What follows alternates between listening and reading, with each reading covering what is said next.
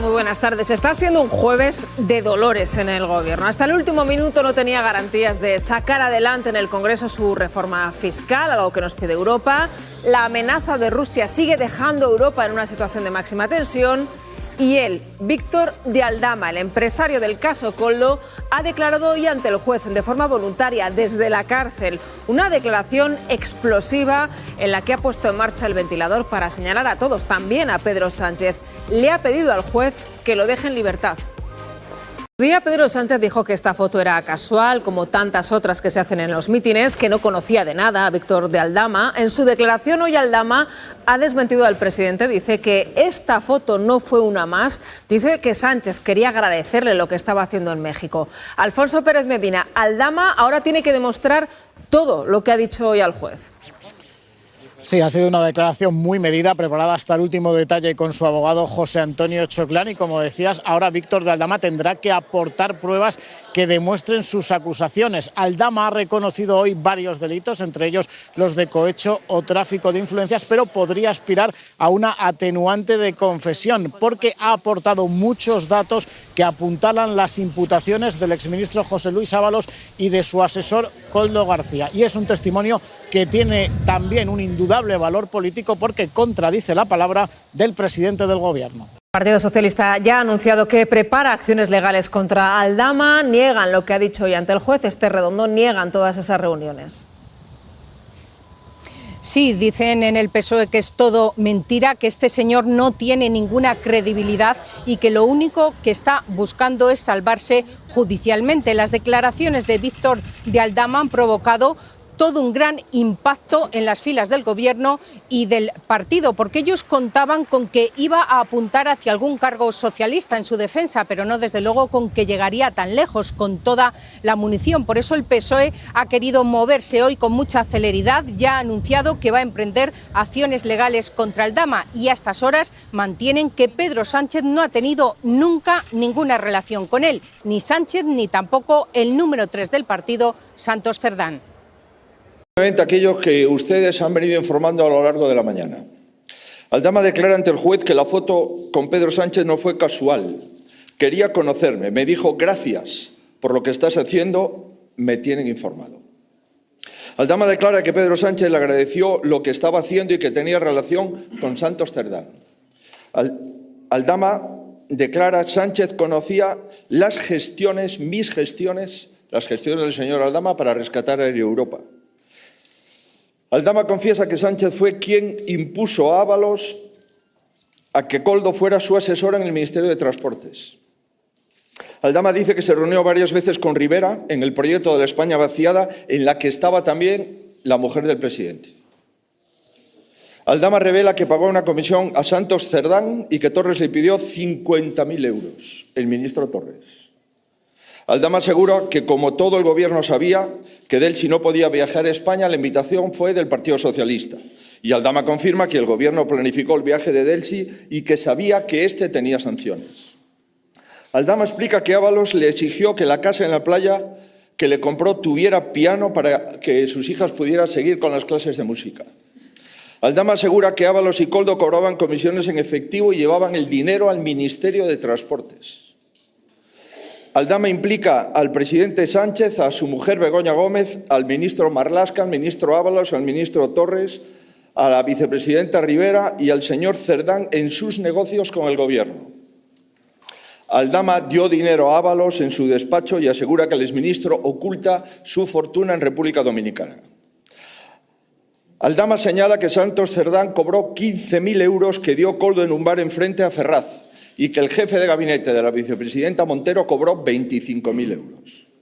Aldama declara ante el juez que entregó un sobre con 400.000 euros en efectivo a Ábalos en su despacho.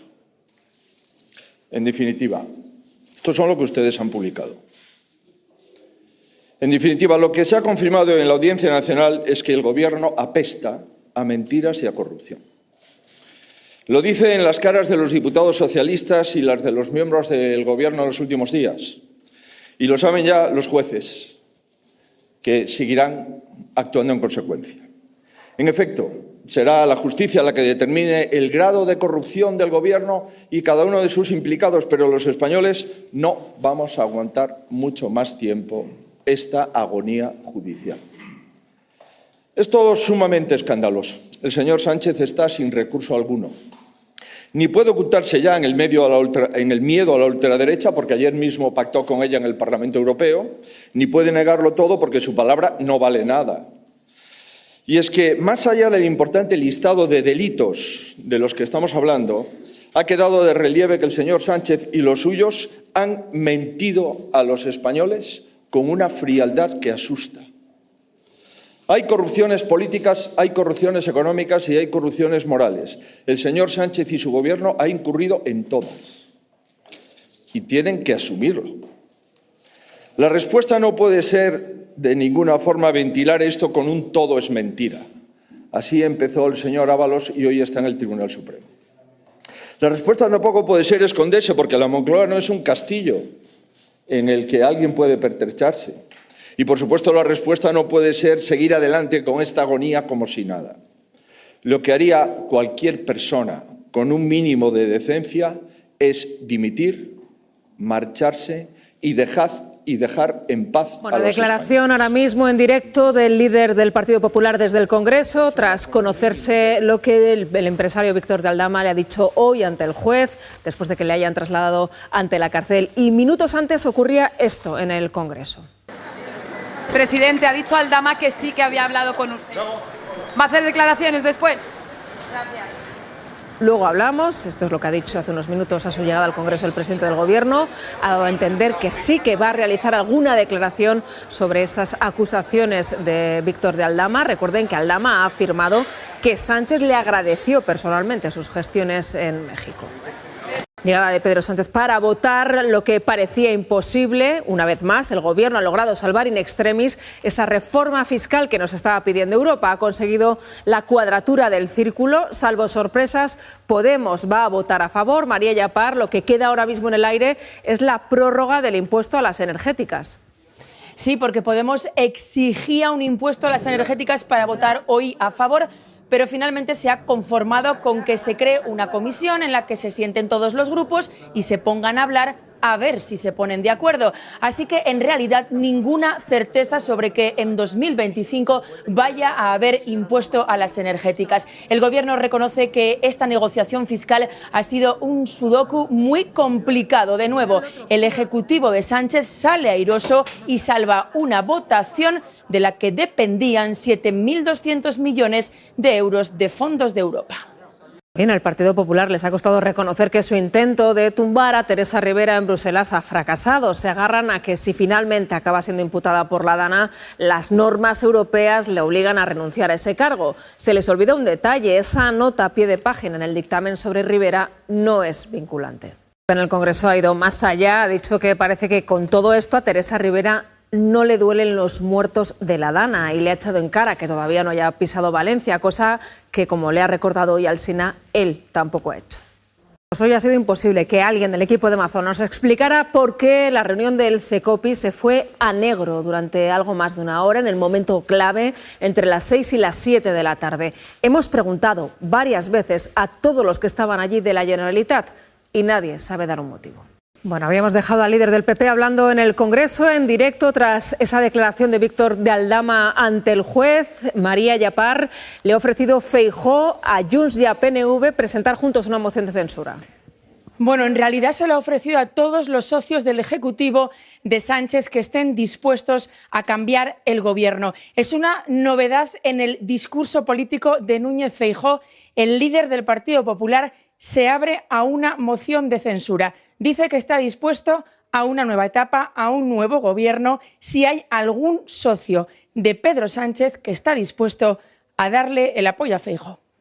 Estábamos con el relato de lo que había pasado el 29 de octubre en Valencia. Ya desde la mañana el 112 de Valencia estuvo recibiendo llamadas de avisos de inundaciones de gente pidiendo ayuda con el agua ya en sus casas. Todo eso se iba contando al Gobierno de Mazón, pero ya lo sabemos, en ese momento no se hizo nada. El turno de tarde fue ya un infierno, nos lo ha contado una de las operadoras que estaba ese día. Ucrania asegura que Rusia ha lanzado esta mañana su primer misil balístico intercontinental. Sería la primera vez en la historia que se utilizan. En teoría, si fuera así, tendría que haber llamado o avisado a Estados Unidos. De momento Europa calla, la Casa Blanca también, y Rusia. Bueno, pues vean lo que ha pasado durante la rueda de prensa de su portavoz de Exteriores. Una lluvia de misiles cae sobre la ciudad ucraniana de Dnipro, la cuarta más poblada de todo el país. Nos deja también la orden de detención de la Corte Penal Internacional contra Benjamin Netanyahu. Diana Mata, ¿eso qué supone? ¿En qué se traduce? Sí, contra Netanyahu y contra el que hasta hace nada era su ministro de Defensa, contra Yoav Gallant. La Corte ha dictado estos arrestos por presuntos crímenes de guerra en Gaza. Los considera penalmente responsables de asesinatos, de persecución o de usar el hambre como arma de guerra. ¿Es vinculante? Sí. Para los 124 países que han firmado el Estatuto de Roma es vinculante, por ejemplo, para España. Sin embargo, hay países muy importantes que no lo han ratificado, como por ejemplo Estados Unidos o el propio Israel. Esta mujer, congresista demócrata por Delaware, en el Capitolio, no puede utilizar los baños. Una resolución aprobada e impulsada por los republicanos se lo prohíbe. Esta mujer es trans. De hecho, es la primera persona abiertamente transgénero en el Congreso. Ni preguntaron. Esos agentes acudieron a una casa porque su propietario había denunciado que un ladrón había entrado. Ellos dieron por hecho que de esos dos hombres, el que no lleva la capucha era el delincuente. Lo han matado de varios disparos. Un nuevo caso de brutalidad policial en Las Vegas. Nunca la construcción de una catedral dio para tanto. Los pilares de la tierra de Ken Follett fue primero una novela que se convirtió en bestseller, años después hicieron una serie, pero lo que nadie podía imaginar es que también sería un musical. El propio Follett ha estado en la Gran Vía de Madrid para ver los preparativos antes de su estreno. Vamos, les dejamos ya con jugones. Hasta mañana.